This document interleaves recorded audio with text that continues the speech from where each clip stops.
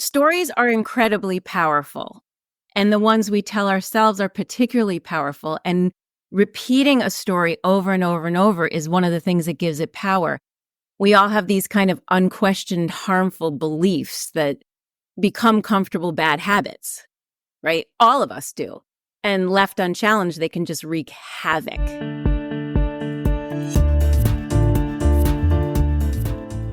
That was the voice of master counselor, author, and teacher Rachel Schaeffer, and it is my absolute delight to have her on as the guest of this episode of the Page and Stage podcast.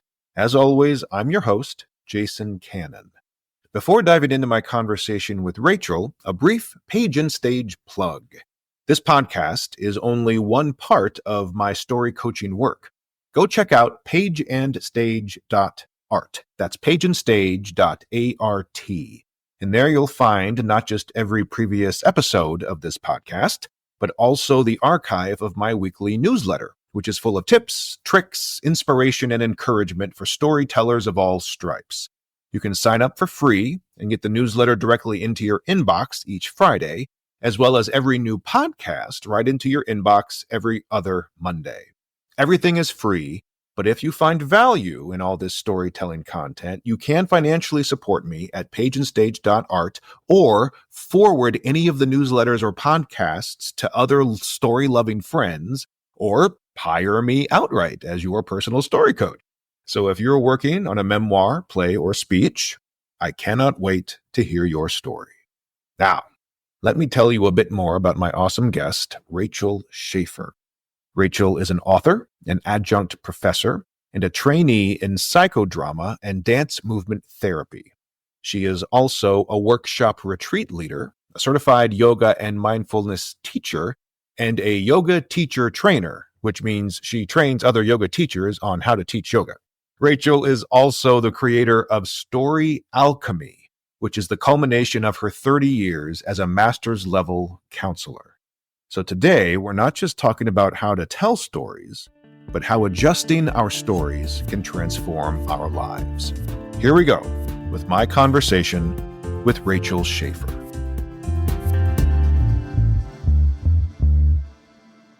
I am online here with the fascinating Rachel Schaeffer. Many of you who listen who are in Sarasota probably know Rachel from many of her projects through the last couple decades around Sarasota, whether her own video series, The Red Couch, or The Power of Love. You heard me in the intro. This woman's done everything. She has this wild, wide background. And what's super cool, what we're going to talk about the most today, is how she's starting to tie all of that together. And Rachel, I cannot wait to dig in. Thank you so much for being here with me today. Oh, it is totally my pleasure. We've been a little snake bit on this. We've been trying to do this for several months now. First you were gone, and then I was gone, and then I was overwhelmed, and then and even just now, 3 minutes ago, getting online, you beat me to the link, and where am I? I'm lost in the ether world. Well, I'm super happy that we reunited. Yes, finally here. So, I want to start with your big new motor, the thing you are putting into the world, you're offering. It's called Story Alchemy. And this is how we first actually met. Was I was helping you out with just kind of summarizing what the heck it is, how to, the classic elevator speech. Yeah. We're going to dig into it in just a few minutes because there's so much going on the inside of it. But before we get into Story Alchemy, give us the nutshell, right? Because you've done so much. You're a presenter, a yoga instructor. You've started video series. You're a writer. You're a coach. There's so many things you do. Give us that one wonderful little 2 to 3 minute Rachel Schaeffer nutshell bio of how you got to the point of creating Story Alchemy. Well, I don't know if I can do it in that few sentences, but I'll try. I was a very, very anxious child, and I became severely OCD in 5th grade. I became there was just a series of events, a kind of a perfect storm, and I became extremely OCD. And counselor at school helped me enormously. She was a cognitive behavioral therapist. And so as a 5th grader, I became obsessed with how do you heal? How do you work on your issues? How do you deal with all these things? And she helped me enormously. And then in my teen years, when most people are doing all these bad things, I was busy delving into therapeutic techniques and, the expressive art therapies and how to deal with this angst that it is to be a human being and really just grappling with that. And I became intensely interested in a ton of different kinds of therapies. One of them was narrative therapy.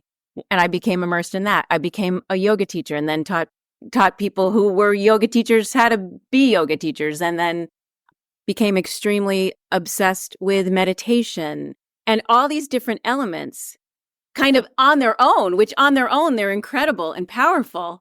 But together, when I started to actually mix them together, these potent elixirs just became magic. Yeah, there's really something powerful about, I know it's kind of a buzzword, but intersectionality, right? Yeah. One of my Yeah. authors who has been on this podcast, Maria Shaler-Luera, her book is doing almost exactly what you're talking about. She's taking yoga, Ayurveda, and theater, and for herself and her life and her teaching, where those three things intersect is the whole point of her book. And it sounds very much like that's what you're aiming at here. Before we get to the intersection, you said a couple things I want to press on just for a sec. How does one become obsessed with meditation? That feels like it's the exact opposite of what of what meditation is supposed to be about. But no, unpack that. Like what drew you into meditation, and how does one obsess about something that is about letting go? Yeah. Well, yeah, maybe I used the wrong term. I became extremely interested in how to notice the patterns of my mind. Oh, Like becoming aware of that, because my mind was driving me crazy. And these habit loops that we all have, right? They're just habit loops. They're just kind of the way your mind works. And meditation really helped me because it helped me understand, oh my God, that's just my silly old mind doing what it's supposed to be doing. And the more I became aware of it, the more I could catch it and pause and kind of make a wise choice. Like, well, is this really a good idea? Is this really a good thing? Is this really gonna, in the short term, it might help my anxiety to go eat a bag of chocolate chips or whatever thing I'm doing to alleviate the anxiety, whatever things, there's a million choices. But in the long term, like, is it actually a reward that's rewarding? So it was becoming obsessed with, how does my mind actually work? Because how my mind works is, evolutionarily, is that a word? totally. Evolutionarily correct. Like, right? If we don't have fear, then we're in trouble, right? We have to have some fear. It's when we get into the pattern loops and all those limiting beliefs and old patterns that we keep running in our mind, and just noticing, well, hey, are these things even real? Are these even true? Mm-hmm. And most of the time they're not. Yeah. Boy, I So, love what you said about, is this reward actually rewarding? I talk about this a lot with a lot of my clients in terms of distraction, in terms of focus, the dopamine hit, how to actually do the deep work. You have to get rid of all the notifications. And I was just working with a client who's writing a blog about the difference between push and pull, that we get all these pushes from our phones, right? Or from our apps. They're pushing us. They're pushing things at us. yeah. And she likes to, this is Penny Zenker, by the way, who wrote the Reset Mindset, who I published Oh, a few I weeks love her. ago. I She's love her. fantastic, right? She's Yes, great. she's amazing. But she talks about the language now of the pull, that she's choosing when to take in the information being pushed at her. No, you can't push me. I'm going to pull it when I'm good and ready. And even that small little word shift from push to pull was, to me, like that. Yeah, put that in a blog. Put that in a blog, Penny. But that sounds very similar to what you just said. Is this reward actually rewarding? That's Yeah. another great way to say it. Yeah, and it's very easy. I think part of the reason Story Alchemy works so well is because each of the four pillars, I call them the four elixirs of Story Alchemy: creative journaling, meditation, mindful movement, and a connection to nature. Each of those in and of themselves, they all kind of contribute to, I call it like a spiritual paradox, right? It helps us distance ourselves so that we actually become closer to ourselves and see ourselves more clearly. And each of them in and of themselves does that. So it's allowing ourselves to separate from the distractions, if you will, and see more clearly, like, what is actually going on? And then, like you said, or Penny said, you pause and you choose. Then you have agency. Then you can act in a way that is more beneficial. Yeah. This pause, because again, this podcast focuses on storytelling, but a lot Yes. of what you're saying, and we're going to go deeper on this, I think, is that it's also you're asking yourself, what stories are you telling yourself? You've used the term loop a couple times, whether it's a habit loop or a pattern loop. And another word for that might be, what false story are you constantly telling yourself? Well, exactly. I mean, stories are incredibly powerful, and the ones we tell ourselves are particularly powerful. And repeating a story over and over and over is one of the things that gives it power. We all have these kind of unquestioned, harmful beliefs that become comfortable bad habits, right? All of us do. And left unchallenged, they can just wreak havoc. They kind of steal our joy through fear and Mm, overwhelm. And so what we're doing in Story Alchemy is we're harnessing that energy, because it's really just energy. I right. mean, and I like to think of it like that. It makes me very happy to think of it like that, because if it's just energy, then we can change it. We can transmute it. We can transform it. Yeah. Is that part of what you mentioned, the term narrative therapy? That term in your bio too made me go, ooh, I think I know what you mean, but please unpack that term, because that to Well, me sounds like what you're saying is that you have to unpack the story you're telling yourself. So when you say narrative therapy, am I writing a different story? Am I undoing the story? Am I doing a Yoda and unlearning what I have learned? Or, or what does narrative therapy mean in terms of how you work with it? well, narrative psychology is a field that I'm completely, again, obsessed with. Or I should say, I think I'm going to change that. I'm going to say that I'm fascinated by. Oh, that's Um, perfect. The words we use matter. I love that. Absolutely, absolutely.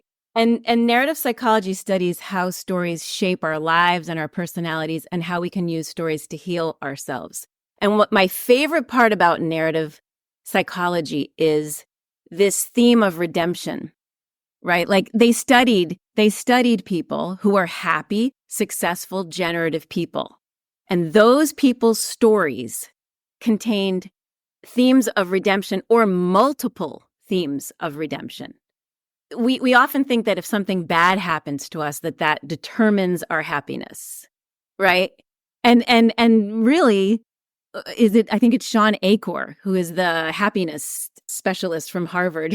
He had said that psychologists can actually only determine 10% of our happiness based on these external circumstances. So there's this 90% of our happiness that isn't based on external circumstances, but it's based on how our brain processes the world.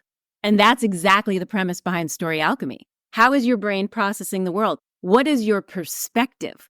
And in literary terms, what is your point of view, right? Like, how are you seeing the world? And so it's not about, Story Alchemy isn't about pretending something didn't happen, or right? We can't change reality. Reality happened. It's about broadening, and it's about letting your perspective broaden and widen to encompass a more beneficial viewpoint. Well, there's even transformation going on here, right? I mean, this is alchemy. I mean, this is the reason you chose this name for your program. Yes. That alchemy is the art slash science slash Right, right, right. pseudoscience of transforming lead into gold, right? But it's at the fundamental root. It's the ability to transform one thing into another, right? Like you said, it's not that it doesn't exist. It's Right. that, and I think in one of your, I read in one of your descriptions about how, and this is what we're talking about right now, that we all have 3 to 5 debilitating core stories that impede our happiness and growth. So when you talk about a debilitating core story, unpack that a little bit again. Again, I think we all instinctively get what you mean, but say it clearly for us. What is a debilitating core story, and how might I identify that for myself? So I call it the soul's to-do list. Our soul's to-do list. Like, we came here, and honestly, it comforts me to think, and I, over 40 years of working with people in a therapeutic context, have really seen there's really only like 3, 4, 5 core stories that we have inside of us that are like the deepest stories. We have a lot of other stories. I'm talking about the stories beneath the stories, right? I'm not worthy. I'm Mm. not safe. I shouldn't be happy. I don't deserve love. That's a big one. Nothing good ever happens to me. I Mm. don't matter. I don't matter, I think is huge. That one comes up over and again. I'm to blame. I Oh, have that's interesting. Wow. That's a That deep story. It's my yeah. fault, right? Everything's my fault. And the thing about these stories is, you make these decisions as a child, and sometimes they're incredibly important survival things, right? They're important for us for survival. And we make these decisions as a young person, but we don't go back and look and say, wait a minute, is that even a real thing? Or is that even true? Does that even make any sense anymore? And when we get to these core stories, like I can't create boundaries is another one. I have to sacrifice in order to be loved. Mm. That's a big one. I have to hold up the world. Like I'm responsible for everything, which is a slightly different offshoot of I'm to blame, right? Yeah, yeah. They're similar. I don't matter. There's also another subset of that one, which is even deeper, which is I don't exist, which I Hmm. find with people that have suffered enormous trauma. That's Yeah. one of them. But these stories, they're the stories beneath the stories. Like we all have a million stories, right? But it's the deep stories that keep us stuck. Like every good story in literature has a hook, right? And these are our hooks. And our job in Story Alchemy is to unhook. Yeah. Almost our job is to make it boring. In a healthy way, right? We don't want to make a movie of the week out of our lives. We want to live a happy, right? A happy life is not a good Lifetime movie. Right, exactly. Although I have to say that the alchemy part of Story Alchemy, the actual transformation part, is unbelievably fun. It's difficult sometimes. It's challenging because we think, oh, our stories, we're like married to them. It's hard to let go of those things, even though consciously our conscious mind is saying, oh my God, I don't want to believe that. And even if someone asked you, like say, I don't matter. If someone consciously asked you, do you think you matter? You'd be like, of course I do. Of course I matter. But when you dig down deep and go beneath the layers, you find these stories and everybody has them. Yeah. Everybody across the board. But what I was saying, oh, sorry, I just lost my train of thought for a second about the process and how I loved what you said about how you kind of want your story to be boring. There no hooks, no crazy tension, right? You're trying to get rid of the tension. But the process, it's so creative and fun. And we use a combination of all kinds of literary techniques, right? So we use fact, we use fiction, and when we use both sides of the brain, we're actually encouraging neuroplasticity. So we're Mm. really allowing ourselves to use all parts of our mind to facilitate this change. And a lot of times, I mean, we have as much laughter in these programs as we do tears. It's such a beautiful thing to be able to see your life through different lenses. Yeah. Well, it's about the release, right? I mean, tears, laughter, they're both versions of simple emotional release. There's Absolutely. tension being purged. A laugh can be as healing as a cry, right? Absolutely. And sometimes it's the laughing, like we do a lot with humor and exaggeration and twisting your story and changing characters' names and doing some very silly, seemingly silly things. But it's the story. We're so married to the stories. We're so thinking that these stories are real that injecting them with humor helps so much with the levity, with distancing, with that perspective so that you can see from a different vantage point. And that changes a lot. Just the Well, yeah, simple act of humor and light levity. Sorry. yeah. Well, no, no. To your point, that one of the quickest ways to take the power away from something is to laugh at it, Exactly. right? The laughter puts you kind of back in control. I see it with actors all the time. When there's a difficult moment approaching, they'll laugh and back away. And in that case, the laughter is their way of avoiding dealing with the thing. And as soon as they laugh, I'll say, no, there's a cliff edge. I know you see it. Go jump off it. Right. Your laugh is a cue to me as the director that you know it's there.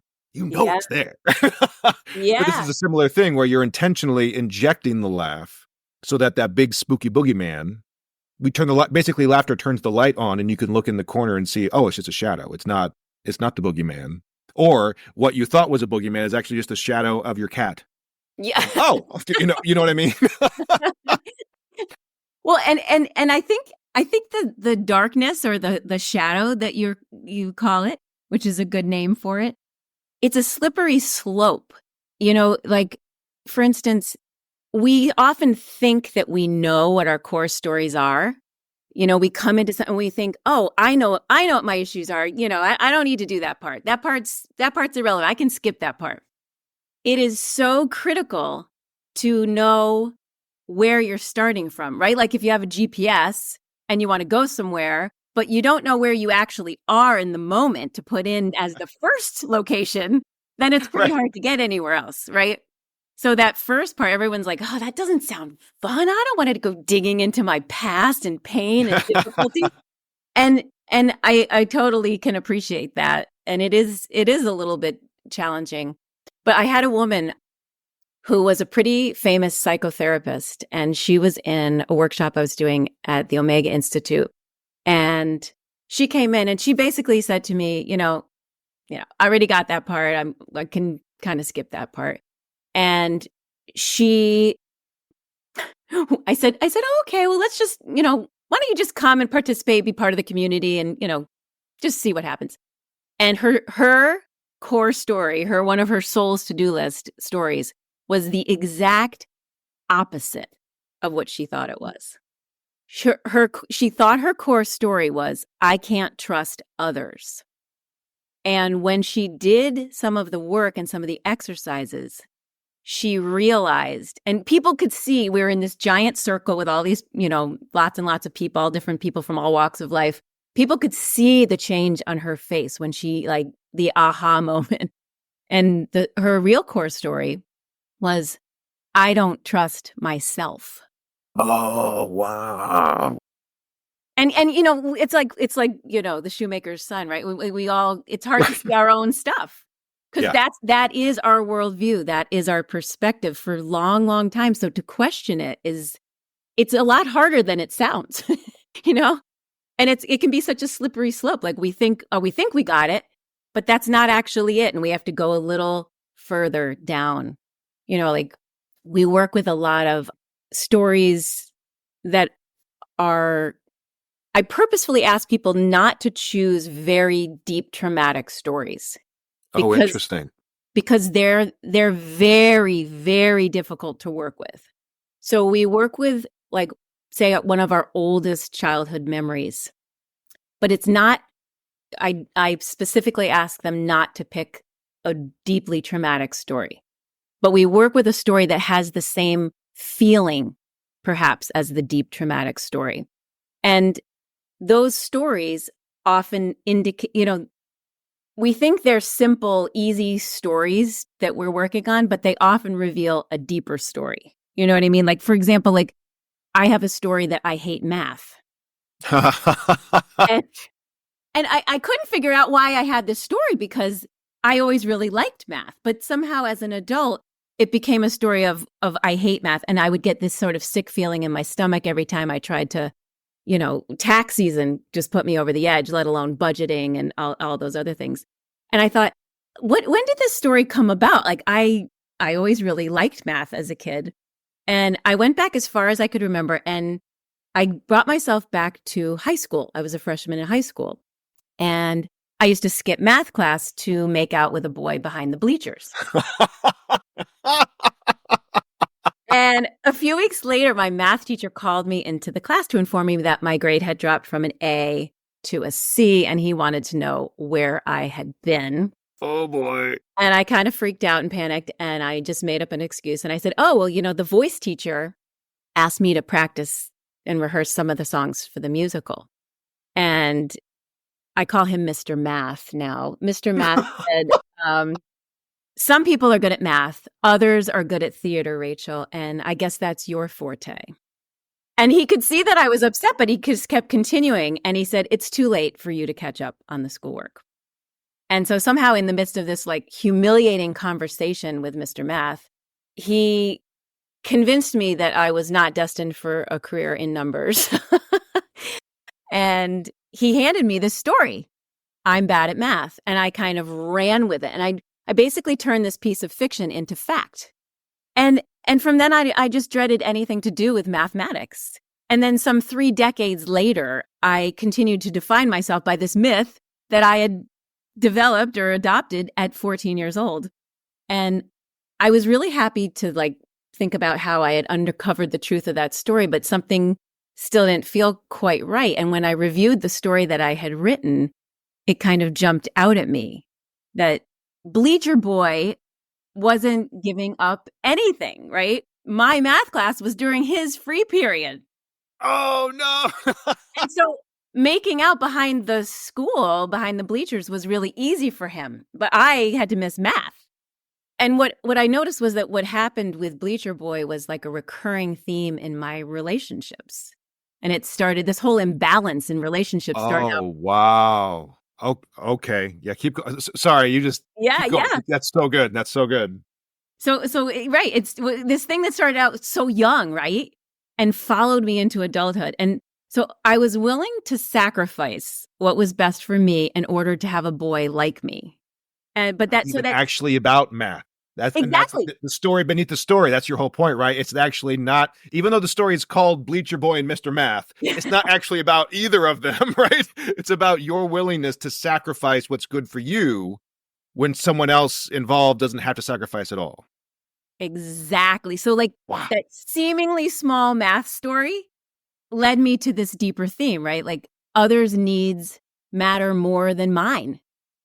And so it's like getting to the bottom of your backstory, if you will. Right? We all have this backstory, and what's the actual root of it? And once you have that, you can do amazing things. But it is the essential first step, what we call Act 1 of Story Alchemy in the 3 acts. You have to have that first act done. You have to have that bottom line story. And then you can transform it and alchemize it and become the hero of your own life.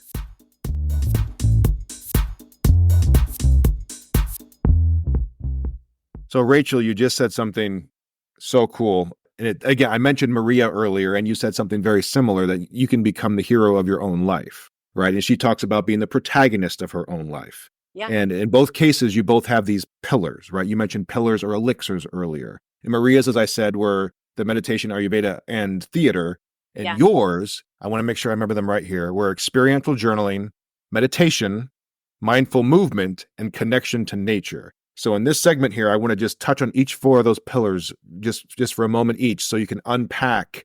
Because again, these 4 pillars come from your 30, 40 years of experience in a wide range of fields, and they're culminating, their intersectionality, as the buzzword was used in the first segment, they're coming together. So let's go through each pillar just really quick, and you could talk a little bit about your take on each of these things. So the first one was specifically not just journaling, but experiential journaling. Do you mean experiences in the past, experiences right now? When you say experiential journaling being a pillar or elixir, what do you mean? So experiential journaling to me is like capturing the essence of it's very hard to capture the essence of an experience because you experienced it, right? It's like you see a rainbow and you see it with your eyes, you experience it, but it's harder to capture it on paper, right? To Yeah. write about it. Yeah. And I always say, people always ask me, oh my God, do I have to be a writer? Do I have to like have experience? And of course not, right? Yeah, you're shaking your head. No, of course not. I mean, we all have this ability to capture the essence of our experiences. And there's so many different ways that we do it. I do it a lot with questions. I call them the loving questions. I think it's because I really do believe our true essence is self-love. Hmm. But, too often we become the villain or antagonist of our own narratives, right? And we're like grinding out all these tales of self-doubt, self-judgment, feelings of anxiety, people-pleasing, guilt, it kind of goes on from there. So when we ask ourselves loving, like whatever question you ask yourself, we're constantly asking ourselves questions in our heads. Constantly. We come up with whatever the answer is going to be based on the questions that we ask ourselves. So if we ask ourselves loving questions, like one of my favorites is once you come up with your belief or your soul's to-do list story, right? Say it's I don't matter, for example. Who would you be without that story? Hmm. So the question is basically a prompt. It's a way to get Yeah. them just to start basically reconceptualizing themselves, their behaviors, their interactions with others. It's just Yes.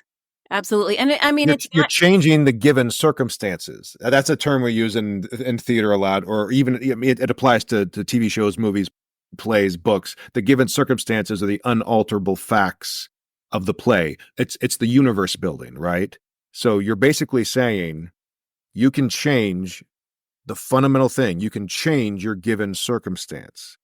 And in a loving way, though, instead of asking what's wrong with you, you're asking, hey, if you took what's quote unquote wrong with you away, then what? Then what's the story? Am I yeah. tuned in right here? Yeah, yeah, yeah.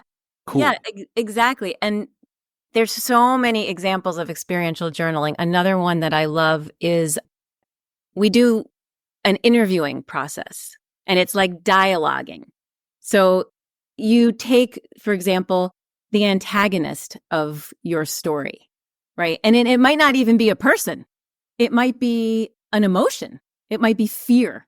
Very often mine is fear. That's one of my old stories is I'm not safe, right? Ah, And so I've dialogued with fear multiple times. That's the at the moment what I consider the antagonist of the story. And so dialoguing with the antagonist and asking it questions. Sometimes we ask it the exact same question multiple times to get to the deeper levels of what the answer could be. And sometimes we just have literally a dialogue back and forth, almost like you would see on a script. So you'd have your name, colon, and then your job is to just ask it questions.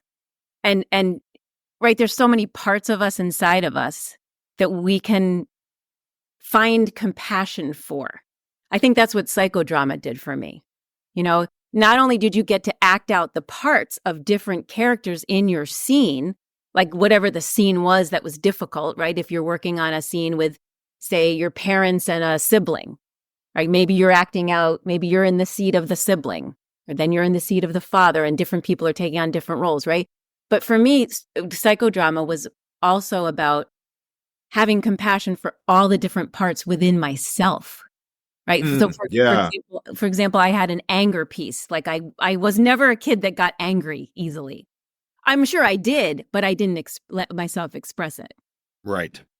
So it's like having a chance to do that. So we're dialoguing, we're experiencing, we're having an experience, but we're narrating it. And even to your point earlier about distance, becoming the narrator. We talk about point of view in writing. That third person omniscient. By zooming out, you gain that narrative distance. Exactly. Exactly. And distancing is the common thread with all of the four pillars. Great. Let's jump that. So take that distancing idea and apply it now because the next one was Okay. meditation. Yeah, So in meditation. terms of meditation for you, how does that distancing facet kind of sparkle? Yeah. It sparkles because when you watch the patterns of your mind, yoga has a name for that. A lot of spiritual traditions have names for this. In yoga, it's called witness consciousness. Like Mm. you're observing your body moving. You're observing the thoughts in your mind, which is what meditation is, right? People think meditation is quieting your mind. Well, my mind is so damn loud, it just will not shut up.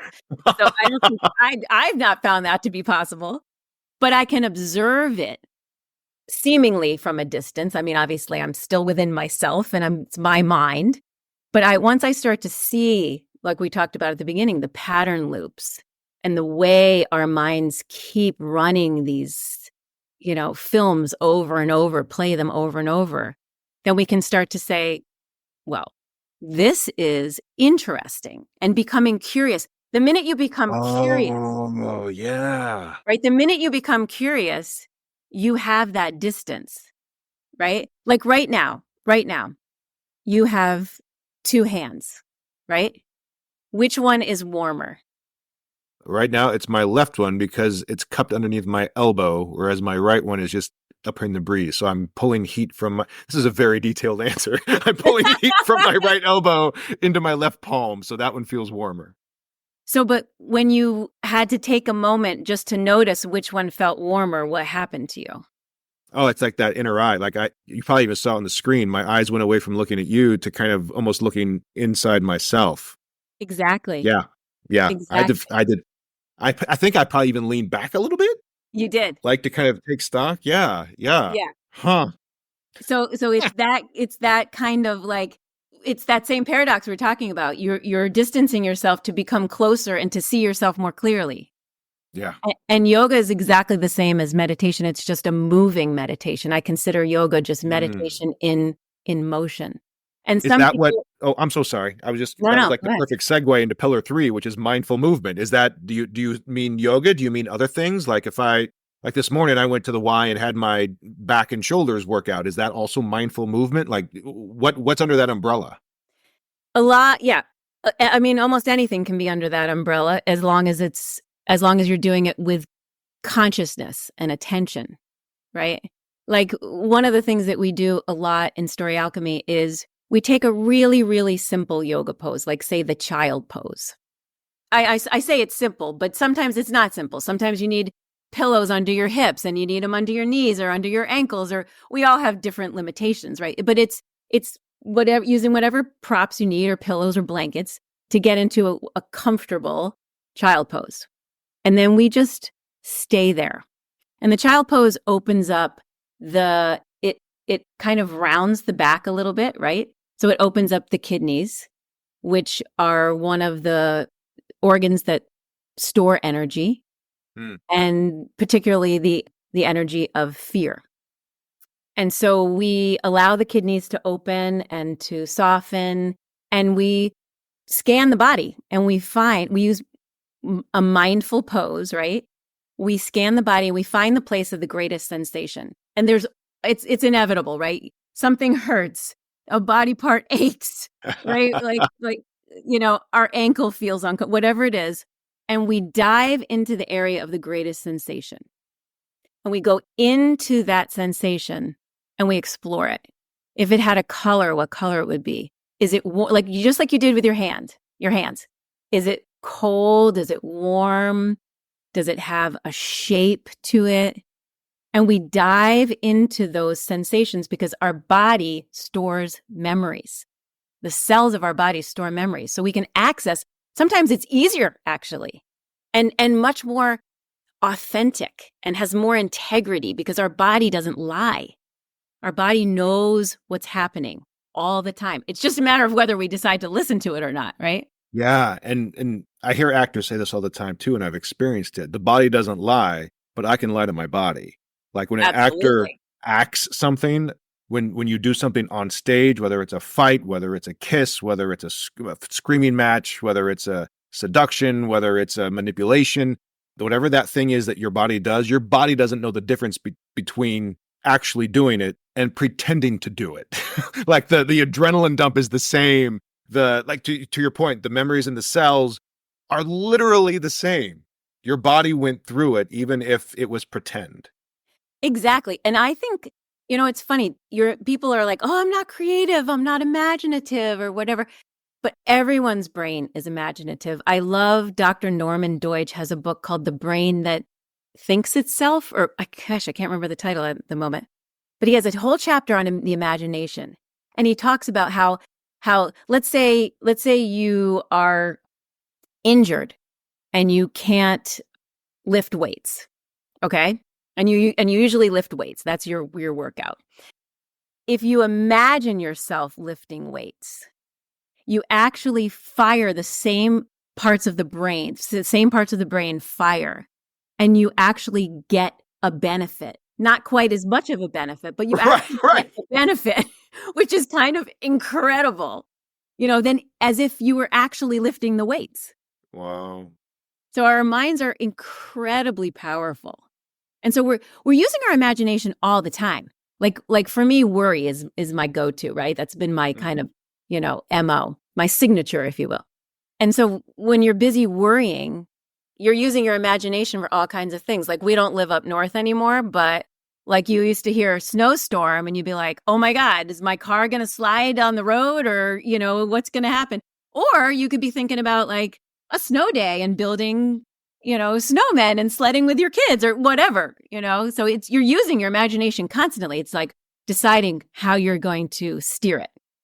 Yeah, it goes, goes back to the idea of loving questions, right? Of just contextualizing, not giving the answer, but contextualizing how you're going to go find the answer. Like I love that. Yeah, you can worry, or you can. I mean, it's another half full, half empty, silver lining. There's so many like kind of very cliche ways to think about it, but this version of which of course this podcast adjusting the story itself. Yeah. I think it's so powerful. It's rewiring. Right. You mentioned neuroplasticity earlier. It's literally rewiring how we think, what we believe, how we believe it, how we take in people who are trying to make us believe what they believe. And we think we heard that term set in our ways, but that's false. The Yeah. brain it takes work to your point, but the brain can shift. And I think that's why I love using literary techniques because they're already tried and true since the beginning of time, right? Someone Yep. else figured this stuff out, right? and I'm just borrowing it, but it's incredibly powerful whether you're using like factual journalistic techniques or you're using these fun new fiction ideas and you're changing things and you're making it, if your story is a tragedy, but you decide to turn it into not just a comedy, maybe you want to turn it into a romance. Like, I mean, all Yep. the different genres you have access to and allowing yourself to play. That is truly what alchemizing is for me, is playing with the story. Great. And this last pillar then, connection to nature, kind of pull that together. What when you say connection, I'm just going to leave that to you. What do you mean by connection to nature? So we use the elements of nature throughout the entire story alchemy practice. So say you're in the midst of a very intense, deep experience and you just need to recalibrate.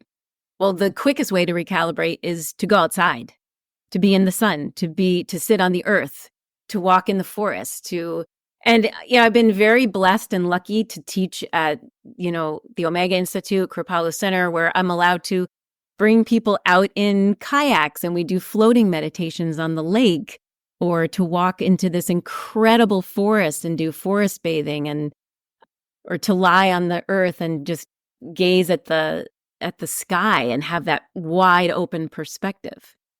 And I feel that connecting to nature, first of all, for me, it is a spiritual kind of experience. Mm-hmm. I believe that each of the elements has higher virtues and that we can access those same higher virtues by allowing ourselves to be in those elements. Now, I will say one thing. I had a woman in one of my classes at Kripalu. She was, I think, in my very, very first Story Alchemy workshop, a 5-day residential class. And she came up to me at the very beginning of the class and she said, I just have to let you know that I'm basically allergic to nature. That's a great title for her memoir, Allergic to Nature. And I thought, oh my God, how is this going to work? Like we have the floating meditations on the lake and we go in the woods and we do every single day. We do so much with the natural world to get closer to our own true nature. And I thought, how is this going to work? So I audio taped what I imagined we'd be doing in the forest, on the lake, with trees, just whatever element we were working with, the wind. We work with all the elements of nature. And I audioed it, and she listened to it in the room. She never left the building. She listened to it in the room, and I thought, oh my God, how is she going to get any benefit from this? How is this going to work? But it goes back to what we were talking about earlier with, Dr. He was Norman. exercising. And using the power of her imagination, she had a life-changing experience. And she said it was the most powerful thing she's ever done. So it is possible. It is possible if you don't have access to nature. Right. When they proven if you just even look at a picture of nature, right? Oh, wow. Yeah. There's a difference between looking at a street made out of concrete and a picture of, a beautiful, incredible tree, like just what it does to you, how it, lowers your blood pressure, how it gets your heart rate to slow down, how it helps alleviate stress just by literally looking at a picture of nature, right? Or being with your dog and petting your dog and being connected to the natural world. I love it's so interesting because we're talking about nature, Mother Nature, capital N, but then also you just mentioned our true nature and how that word and the natural selection, the word nature, like, there's a lot of sticky points in there that are really, really cool. And I have to say that one of the stories, to your point about rewiring a story, one of the stories I think that really is insidious is that humans, we often put ourselves above the natural world when in fact we are part of the natural world, right? We're telling ourselves a false story that we're above it somehow. Like Rebecca and I, we have our house on this quarter acre that we love, that That's awesome. that we caretake. There's a tree. Rebecca's much better about this than I am. I still have it's probably one of my core stories, this very logical kind of, check the boxes, make lists kind of brain. And she'll go out and she'll talk to the tree. She'll Absolutely. she'll tend the garden. The dogs are out there with us. We jump in the water, in the pool. Water for me is a big one. Just, talk about a reset. But this idea that this false narrative that we are above the natural world, when in fact we are part of it. We're not just in it, right? We're not just inserted into the natural world. We are woven. We are part of the pastiche, part of the whole tapestry. We can't escape. But we like to think painting in broad strokes. We to think that we're somehow above it or in charge of it. And I just find that to be so dangerous. And I find that I love that. I love what you just said because it's absolutely true. And when we practice the elixir of nature, it has so many more benefits than just the obvious ones. And I have found that the people that partake in the workshops, when we do an enormous amount of connecting to nature, they are much more attuned to the environment, how to take care of it, how to be kind to it. What can I do to serve the environment rather than, trash it as we do. Rachel, this has been so fascinating. And anyone who knows me knows we could just geek out and keep going, but we're at time. So we're going to jump to the wrap up here. And everyone knows I like to wrap up with 2 pieces of advice and a spotlight. So advice number one is, what is the best advice that you have ever taken? To write down my fears. Ooh, tell me more. Yeah.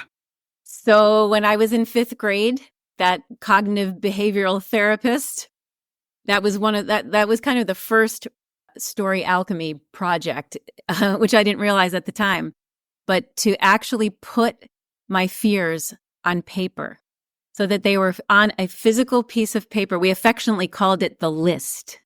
And it was an incredible list of all the behaviors I had to do, all the rituals, all the obsessive compulsive things that I thought I was doing to keep my family alive, not just safe, but alive. I literally, believed that as a child, and having it out of me, not just in my head, having it out of me onto a piece of paper was the beginning of healing for me.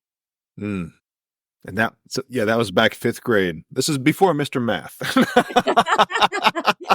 Pre Mr. Math and Bleacher Boy. Did you, I know some people do this as well. Did you end up like burning that list? Did you go through and check them off as you like having it out? I know is great therapy, but then what became of the list? Did you? She became my personal stage director, if you will. And Okay. so she had me go through each of the things on the list. And I started with imagining not doing them. And then, for example, like I had to touch the doorknob with all 10 fingers. Oh, So I yeah. started with imagining it. And then she was really like my first stage director. And she had me act the part of what would a confident person do? What would someone who just, didn't have to do any of those little rituals do? How would they act? How would they behave? How would they hold themselves? How would they breathe? How would they carry themselves? How would they move in the world?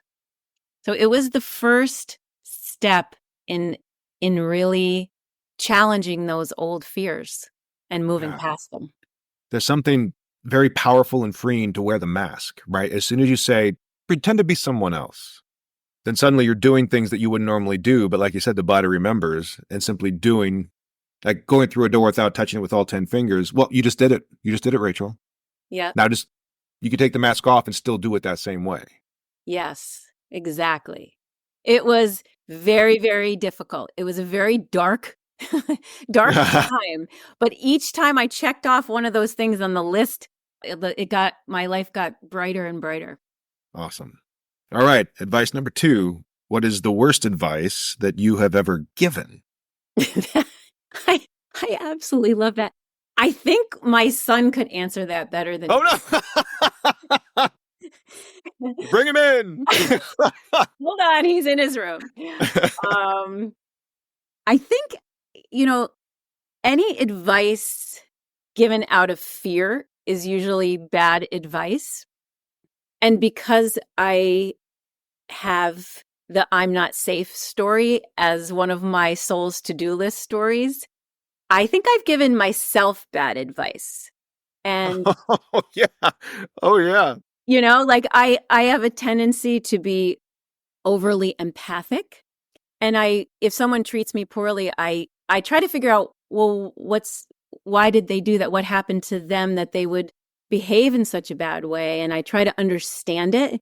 So for me, it's been like the difference between understanding and acceptance. And I think my bad advice to myself has been to stay in relationships longer than I really should have. Yeah. Because of understanding. And because I've said, Right. well, I can understand why they're this way, so therefore I should accept it. Boy, that's a good distinction to make. You can understand without accepting. Understanding doesn't make it morally right. Yeah. Oh, Yeah, and I think that's that was good. the way I made things safe for myself back in the day before I was super conscious of it. I made it safe for myself by being understanding and being compassionate without having the agency and the boundaries of saying, actually, I can understand this, and I also don't have to put up with it and be with it and stay with you. Yeah. I can understand without approving. Well, great. Good, bad advice, Rachel. Thank you very much. And the funniest thing is, I would never give that advice to anyone else. Of course not. Isn't that amazing? Our self-talk, we didn't get into that. I bet that's a big part of it too. But this is part of the stories we tell ourselves, right? We tell each other things we would never say to other people. It's Never, or we wouldn't have any shocking. friends. Right, exactly. Right, just quiet that one down.